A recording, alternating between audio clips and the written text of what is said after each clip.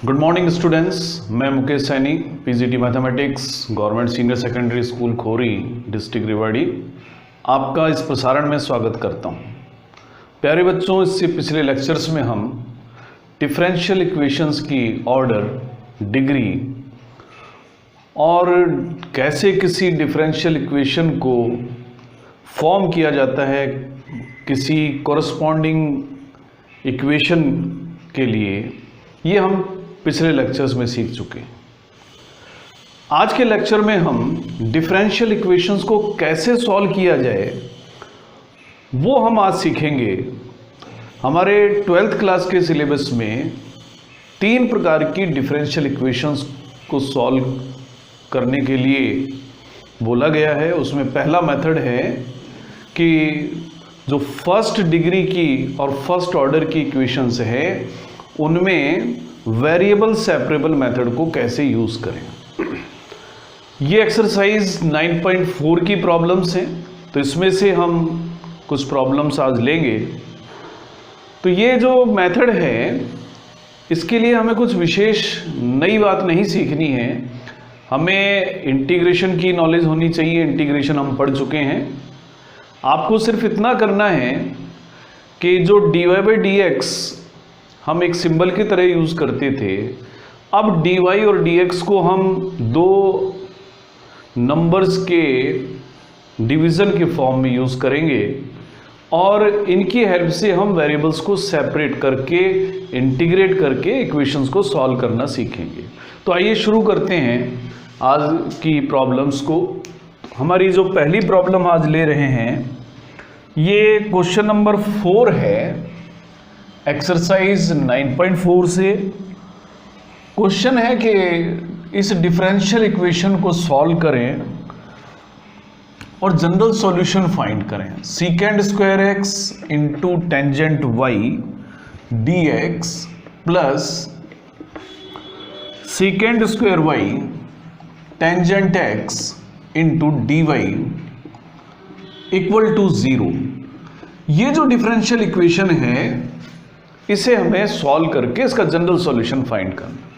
तो इस तरह के जो इक्वेशंस आए तो आप लोगों को करना ये है कि y वाली टर्म dy के साथ रख लेनी है और x वाली टर्म dx के साथ। यानी इसे हम इस तरह से लिख सकते हैं, सीकेंड square x tangent y dx को हम लेफ्ट साइड में रखेंगे और ये जो दूसरी टर्म है इसे राइट साइड में ट्रांसफर करेंगे, जो कि minus secant square y tangent x dy है। अब हमें करना इतना है कि जो x वाली टर्म्स हैं वो dx के साथ रखनी है। तो यहाँ पर एक टर्म है जो x में है, तो वो है सीकेंड स्क्वायर x dx, और टेंजेंट x राइट साइड में है जिसे हम यहाँ डिवाइड कर देते हैं। इसी तरह से जो y वाली टर्म्स हैं वो dy के साथ रखेंगे। माइनस सीकेंड स्क्वायर y यहाँ पर ऑलरेडी था, इस टेंजेंट y को हम डिवाइड कर देंगे और ये dy के साथ लिख देंगे। इसे हम कहते हैं कि अब हम अपने वेरिएबल्स को सेपरेट कर चुके हैं, और जब हम वेरिएबल्स को सेपरेट कर दें तो फिर दोनों साइड इंटीग्रेशन कर देते हैं with respect to x and y, जैसे भी सिचुएशन हो। तो लेफ्ट साइड हमारा बनता है integration of secant square x upon tangent x into d x, जबकि राइट साइड में लिखा हुआ है secant square y divided by tangent y d y. अब दोनों को इंटीग्रेट हम आराम से कर सकते हैं। यहाँ कोई ऐसा मेथड नहीं आएगा जो हमने इस साल ना पढ़ा हो। तो इंटीग्रेट करने के लिए यहाँ पर टेंजेंट एक्स को आप रखिए t और डिफरेंशिएशन कर दीजिए, तो मिलेगा secant square x d x equal to d t. तो इंटीग्रेशन जो बनता है हमारा dt ओवर t है। और बिल्कुल इसी तरह से आप राइट साइड को भी इंटीग्रेट कर देंगे। तो अगर यहाँ पर आप टेंजेंट y को t लेंगे, z ले लें यहाँ पर, क्योंकि t तो हम 10x को ले चुके हैं, तो सीकेंड स्क्वायर y dy ये dz हो जाएगा। तो इंटीग्रेशन को अब लिखा जा सकता है माइनस dz ओवर z। तो यानी log t equal to minus log z और कांस्टेंट ऑफ इंटीग्रेशन भी अभी हमें लिखना है। वैसे दो कांस्टेंट ऑफ इंटीग्रेशन आने थे, एक constant of integration left side का, एक constant of integration right side का, लेकिन दोनों को मर्ज करके हम एक ही कांस्टेंट ऑफ इंटीग्रेशन लिख सकते हैं। अब जब कांस्टेंट ऑफ इंटीग्रेशन की बारी आए तो आप थोड़ा सा ध्यान रखें कि जैसा हमारा सॉल्यूशन आ रहा है उसी के अनुरूप, उसी फॉर्म में आप उस कांस्टेंट को लिख लें। दोनों जगह हमारे पास जो सॉल्यूशन है लॉग में आ रहा है तो हम कांस्टेंट को भी log c लिख सकते हैं। उसके बाद हम वैल्यूज वापस पुट कर दें तो log of tangent x equal to minus log 10y plus log c। अब आप चाहें तो उसको और सॉल्व कर दें। अगर आप इसको और सॉल्व करना चाहते हैं तो आप लिख सकते हैं इसको कि log tangent x plus log tangent y equal to log c, और अब लेफ्ट साइड में बन रहा है log a plus log b, जिसे हम लिख सकते हैं log a इंटू b, यानी log tangent x into tangent y equal to log of c। और इसको हम आगे सॉल्व करें तो ये भी लिख सकते हैं कि tangent x into tangent y equal to c। तो ये है इस दी हुई डिफरेंशियल इक्वेशन का सॉल्यूशन। आप जब सॉल्यूशंस को बुक में कई बार चेक करेंगे तो ऐसा हो सकता है कि आपका आंसर और बुक का आंसर एग्जैक्टली मैच ना करे, क्योंकि ऐसी पॉसिबिलिटी हो सकती है, क्योंकि इंटीग्रेशन इन्वॉल्व है। आपका मेथड डिफरेंट हो सकता है बुक से, तो जब आप मेथड डिफरेंट यूज़ करेंगे तो आपके जो सॉल्यूशन हैं वो हो सकता है बुक से डिफरेंट दिखाई दें। लेकिन ऐसा नहीं है कि आपका सॉल्यूशन गलत ही होगा। अगर आपने मेथड यूज़ सही किया है तो आपका भी सॉल्यूशन सही हो सकता है, बुक का भी सॉल्यूशन सही हो सकता है। हाँ, इतना ज़रूर है कि आप अपने सॉल्यूशन को बुक के अकॉर्डिंग्स में सॉल्व करेंगे तो आप दोनों एक जगह पहुंच जाएंगे। तो अगर डिफरेंस ऑफ आंसर रहता है तो ज़्यादा चिंता ना करें, उसको आप सॉल्व करके उस पॉइंट तक आप पहुंच सकते हैं। अब एक और प्रॉब्लम हम ले रहे हैं। ये प्रॉब्लम नंबर 6 है, और 6th प्रॉब्लम है कि dy बाई डी एक्स जो है वो लिखा हुआ है 1 plus x square into 1 plus y square के इक्वल। तो हमारी कोशिश होनी चाहिए कि हम वेरिएबल्स को सेपरेट कर दें। तो इसके लिए मैं dy over 1 plus y square लिख देता हूं और 1 plus x square into d x लिख देता हूं। तो अब हम देख रहे हैं कि जो y वाली टर्म्स हैं वो dy के साथ में, x वाली टर्म्स dx के साथ में है। जब आप वेरिएबल्स को सेपरेट कर चुके हैं उसके बाद आप दोनों साइड इंटीग्रेट करते हैं। तो अब हम इंटीग्रेशन कर देते हैं। तो 1 अपॉन 1 प्लस वाई स्क्वायर ये स्टैंडर्ड फॉर्म है, इसे हम टेंजेंट इनवर्स y लिख सकते हैं। 1 का इंटीग्रेशन हो गया x plus x cube by 3, x square का इंटीग्रेशन हुआ और कांस्टेंट ऑफ इंटीग्रेशन हमने ऐड कर दिया। तो यही इसका सॉल्यूशन भी है। अब एक और प्रॉब्लम हम ले रहे हैं, ये 7th प्रॉब्लम है। तो 7th जो प्रॉब्लम है वो है कि आप सॉल्यूशन फाइंड करें y log y dx minus x dy equal to 0 का। तो शुरुआत हमें यहीं से करनी, आपको वेरिएबल्स को सेपरेट कर देना। वेरिएबल्स को सेपरेट करने के लिए हम लिखते हैं y log y dx equal to x dy।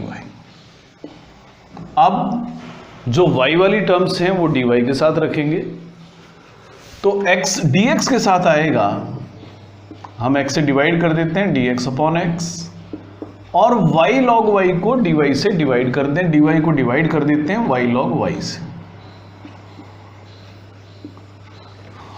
अब वेरिएबल्स सेपरेट किए जा चुके हैं, इंटीग्रेट हमें करना है, तो dx अपॉन x को इंटीग्रेट करते हैं, इधर dy upon y log y को इंटीग्रेट कर लें। तो dx अपॉन x को तो हम सीधा ही इंटीग्रेट कर देंगे जो कि log x होगा। अब y log y को इंटीग्रेट करने के लिए यहां हम अलग से इंटीग्रेट करके दिखा देते हैं। log y को अगर आप t पुट कर देते हैं तो डिफरेंशिएशन होगा 1 upon y into d y equal to d t. तो इंटीग्रेशन को आप लिख सकते हैं dt ओवर t, यानी log x equal to log of t। और कांस्टेंट ऑफ इंटीग्रेशन अब सिमेट्री में हम लिखते हैं log c। t की वैल्यू पुट कर देते हैं, ये है log of log x plus log c, sorry log of log y लिखना है आपको, और ये log x की वैल्यू। आप अगर इसको और सॉल्व करें तो राइट साइड में log a plus log b जैसी सिचुएशन है, जैसे हम log a b लिख सकते हैं, यानी log ये a और ये b, यानी c log y। जब दोनों साइड्स में log की टर्म्स इक्वल हैं तो वो टर्म्स भी इक्वल होनी चाहिए, यानी x होगा c log y। तो ये x equal to c log y जो है वही इस डिफरेंशियल इक्वेशन का सॉल्यूशन भी है। तो ये क्वेश्चन नंबर हमारा 7 था। अब अगला जो प्रॉब्लम हम ले रहे हैं ये हम लेते हैं 9th क्वेश्चन है हमारा, और 9th क्वेश्चन है कि dy by dx equal to sine inverse x का सॉल्यूशन फाइंड करना है। इसका सॉल्यूशन फाइंड करने के लिए, क्योंकि यहाँ y की टर्म नहीं है, सिर्फ x की ही टर्म है, हम लिख देते हैं dy equal to sine inverse x dx। अब वेरिएबल्स सेपरेट हो चुके हैं, हम करते हैं इंटीग्रेट, तो dy equal to integration of sine inverse x।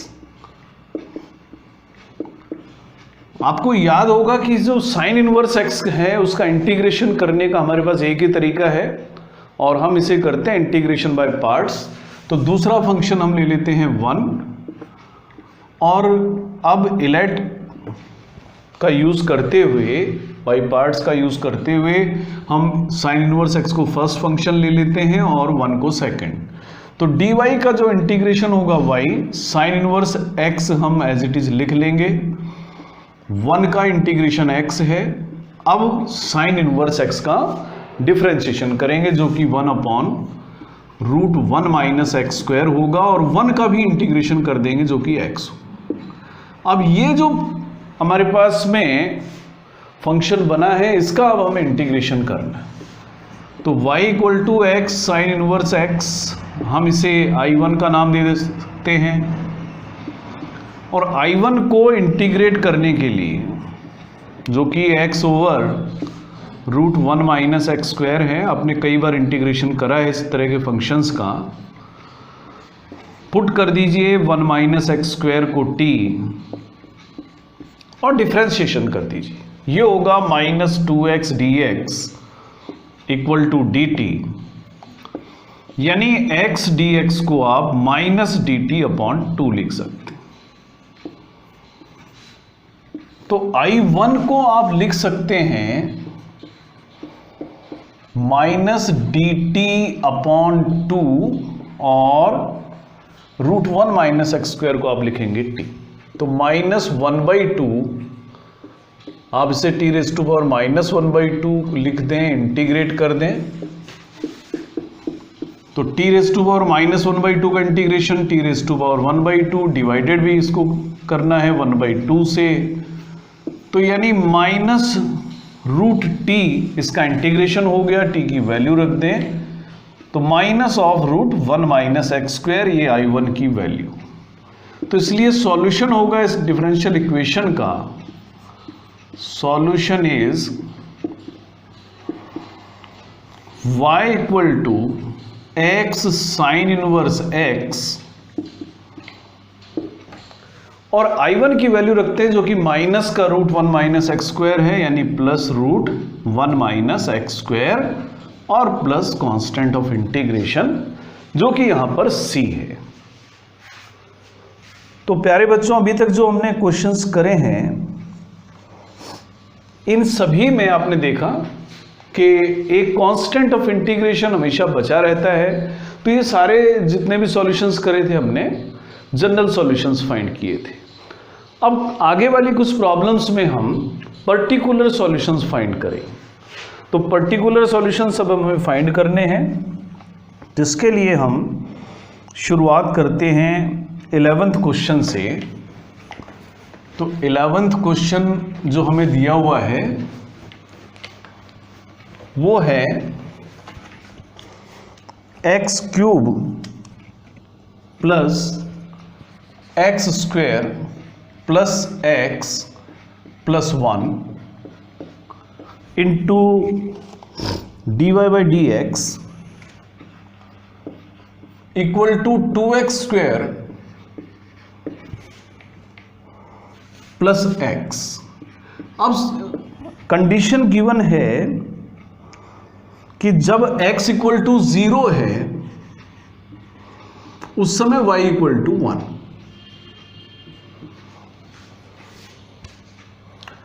यानी इस बार हमें पर्टिकुलर सॉल्यूशन फाइंड करना है। पर्टिकुलर सॉल्यूशन फाइंड करने का तरीका होता है कि आप पहले जनरल सॉल्यूशन फाइंड कर लें और जो जनरल सॉल्यूशन आपको मिले उसमें ये कंडीशन अप्लाई करें और वो कंडीशन अप्लाई करके आप उस कांस्टेंट की वैल्यू भी फाइंड कर लें। तो पहले हम जनरल सॉल्यूशन फाइंड करेंगे। इसके लिए मैं लेफ्ट साइड को फैक्टराइज कर देता हूँ, एक्स स्क्वायर कॉमन लेता हूँ, 1 दोनों में से कॉमन लेंगे, x प्लस 1 मल्टीप्लाई करेंगे dy बाई डी एक्स से, और इसे आप चाहें तो x इंटू 2x प्लस 1 भी लिख सकते हैं। इसके बाद में जो फैक्टर्स होंगे एक्स स्क्वायर प्लस 1 और x plus 1, dy by d x equal to x into 2x plus 1।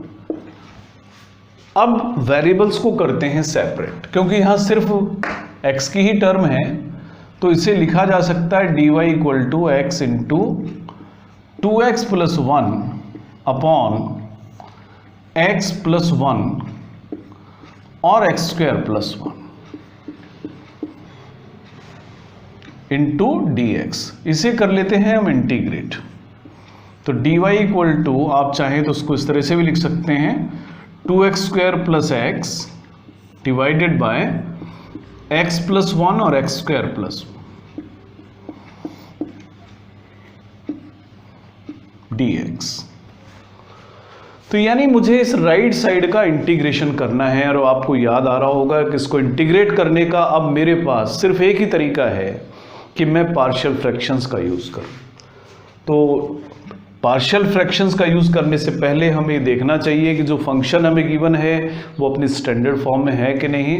तो यहाँ न्यूमरेटर की डिग्री 2 है, डिनोमिनेटर की डिग्री 3 है, स्टैंडर्ड फॉर्म में है, तो इंटीग्रेट कर सकते हैं। इसको इंटीग्रेट करने के लिए हम तो RHS को हम लिखते हैं जो कि 2x square plus x upon x plus 1 और एक्स स्क्वायर प्लस 1 है। तो यहां डिनोमिनेटर में एक लीनियर फैक्टर है, दूसरा क्वाड्रेटिक फैक्टर है।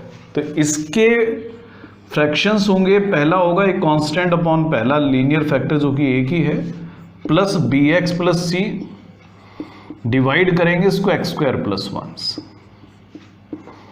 एलसीएम लेते हैं x प्लस 1 और एक्स स्क्वायर प्लस 1,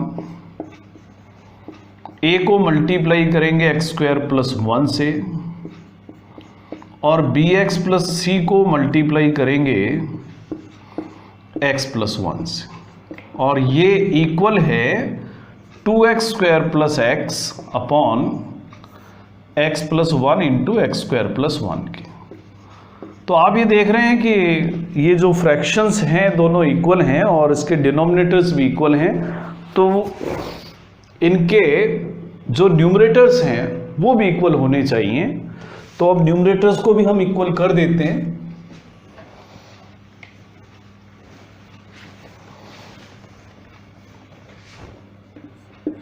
आप इस पर इक्वेशन नंबर 1 डाल दें क्योंकि बाद में इसे हम यूज करेंगे।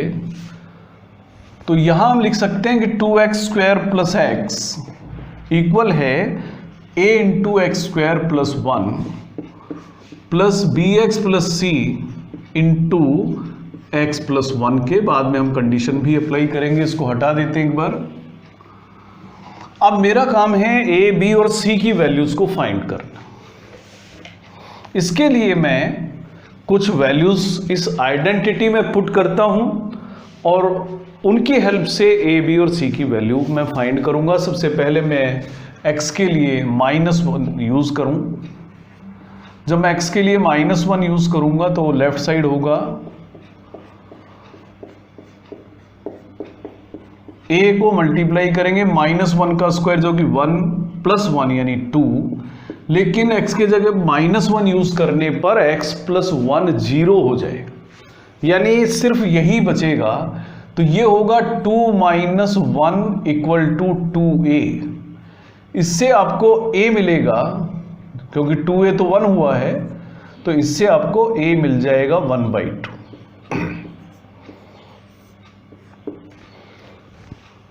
अब मुझे b और c की वैल्यू भी फाइंड करनी है। b और c की वैल्यू फाइंड करने के लिए हम कुछ वैल्यूज और पुट कर देते हैं। मान लेते हैं हम 0 यूज करें, तो यूजिंग x इक्वल टू 0 अगर मैं कर लूं तो लेफ्ट साइड तो मुझे 0 ही मिलेगा, राइट साइड में होगा 0 प्लस 1 प्लस b इंटू 0 यानी 0 हो जाएगा, यानी c और 0 प्लस 1 यानी कि 1। यानी आप कह सकते हैं कि a प्लस c 0 के इक्वल है, तो c होगा -a, यानी c की वैल्यू -1/2 हो गई। आपने c की वैल्यू फाइंड कर ली है, a की वैल्यू फाइंड कर ली, अब रह गई है b की वैल्यू। b की वैल्यू फाइंड करने के लिए मैं यूज कर लेता हूं एक और वैल्यू। मान लेते हैं हम x इक्वल टू 1 यूज करें, तो जब हम 1 यूज करेंगे लेफ्ट साइड बनेगा 2 इंटू 1 प्लस 1 यानी कि 3, a इंटू 1 प्लस 1 यानी a को मल्टीप्लाई करना है 2 से, b plus c into 2, 1 and 1 2। तो सॉल्व करने पर आपको मिल रहा है 3 equal to 2a plus 2b plus 2c। इनमें से आपके पास a की वैल्यू है 1/2, b आपको फाइंड करना है, c की वैल्यू है -1/2, ये 3 है। तो यहां पहली और तीसरी टर्म का सम तो 0 ही हुआ, तो 3 इक्वल टू हुआ 2b। इससे आपको b की वैल्यू भी मालूम हो गई 3/2। तो a b c तीनों वैल्यूज आपको मालूम हो चुकी हैं। इसलिए ये जो हमने टर्म लिखी थी, जो राइट साइड था, एक बार हम उसको दोबारा लिख लें। 2x square plus x upon x plus 1 और x स्क्वायर प्लस 1, इसको मैं 2 पार्ट्स में लिख सकता हूं। पहला पार्ट था a अपॉन यानी 1/2 upon x plus 1 plus bx plus c यानी 3/2x माइनस 1/2, डिवाइड इसे करना है x स्क्वायर प्लस 1 से। यानी जो राइट साइड में हमारा फ्रैक्शन था उसे ऐसे 2 पार्ट्स में लिख सकते हैं। तो डिफरेंशियल इक्वेशन का सॉल्यूशन की अगर हम बात करें, जो इक्वेशन 1 थी,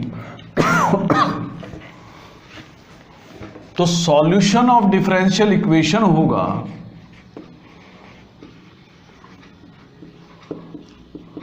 लेफ्ट साइड में dy का इंटीग्रेशन था जो y था, और अब राइट साइड में हमें इसका इंटीग्रेशन करना था, तो हम इसको लिखेंगे 1/2 integration of 1/x + 1 plus 3/2 constant है x/x² + 1 का इंटीग्रेशन माइनस 1/2 और इंटीग्रेशन ऑफ 1/x² + 1। यहां पर पहली और तीसरी टर्म तो सीधी इंटीग्रेबल है, केवल दूसरी टर्म को इंटीग्रेट करना पड़ेगा, तो इसको भी हम अलग से इंटीग्रेट करके दिखा देते हैं। अगर मैं इंटीग्रेशन करूं x/x² + 1 का, तो इसके लिए आप जानते हैं x² + 1 को आप t पुट कर दें, 2x dx dt होगा, तो x dx को आप लिखेंगे dt/2,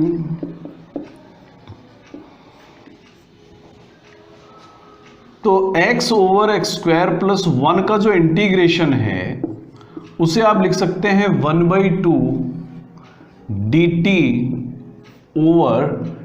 यानी 1/2 log t, और t की वैल्यू आप जानते हैं 1/2 log of x² + 1। तो यानी इंटीग्रेशन होगा y = 1/2 log x + 1 प्लस 3/2 तो कांस्टेंट है, और अभी हमने देखा था x/x² + 1 का जो इंटीग्रेशन है वो 1/2 × log x² + 1 है, और तीसरी टर्म का इंटीग्रेशन टेंजेंट इनवर्स x। अब हम जनरल सॉल्यूशन लिखते हैं तो एक कांस्टेंट अप्लाई कर देते हैं, जो कि मान लेते हैं यहां पर c है। तो ये जो हमने लिखा है ये इस डिफरेंशियल इक्वेशन का जनरल सॉल्यूशन है। अब मुझे पर्टिकुलर सॉल्यूशन फाइंड करना है। पर्टिकुलर सॉल्यूशन फाइंड करने के लिए कंडीशन गिवन है कि गिवन है जब x = 1 है, व्हेन x = 0 है, उस समय y 1 है। तो ये वैल्यू हम यूज करते हैं, y की जगह लिखेंगे 1/2 log of 1 plus 3/4 log of 0 + 1 यानी 1 minus 1/2 tangent inverse 1 plus c। log 1 की वैल्यू आप जानते हैं 0 होगा, तो फर्स्ट टर्म और सेकंड टर्म दोनों 0 होंगी, तो 1 = माइनस 1/2 टेंजेंट इनवर्स 1 का मतलब π/4 है, प्लस c। तो c की वैल्यू आप फाइंड कर लेंगे, c होगा 1 + π/8। ये जो c की वैल्यू है इसे हम इक्वेशन 2 में पुट कर देते हैं, तो पर्टिकुलर सॉल्यूशन होगा, पर्टिकुलर सॉल्यूशन हमें मिल जाएगा, c की वैल्यू पुट कर देंगे, तो ये होगा y = 1/2 log of x + 1 plus 3/4 log x² + 1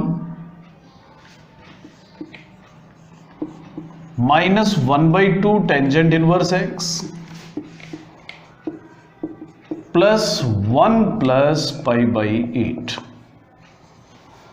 तो ये इसका जनरल सॉल्यूशन हमने फाइंड कर लिया है। तो यानी आपको सिर्फ जैसे जनरल सॉल्यूशन फाइंड करते हैं उसमें कंडीशन अप्लाई करनी है तो आपको पर्टिकुलर सॉल्यूशन मिल जाता है।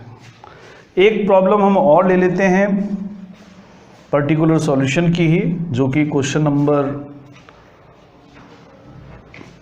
14 है। तो 14th क्वेश्चन है,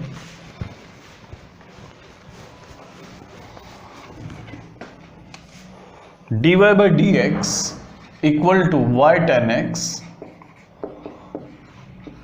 इस डिफरेंशियल इक्वेशन का पर्टिकुलर सॉल्यूशन फाइंड करना है। कंडीशन यहां भी गिवन है कि व्हेन x = 0 y is 1। तो वेरिएबल सेपरेट करते हैं, लिखेंगे dy/y = tangent x × dx। Variables separate हो चुके हैं, इंटीग्रेट करते हैं, तो dy अपॉन y का integration of tangent x dx,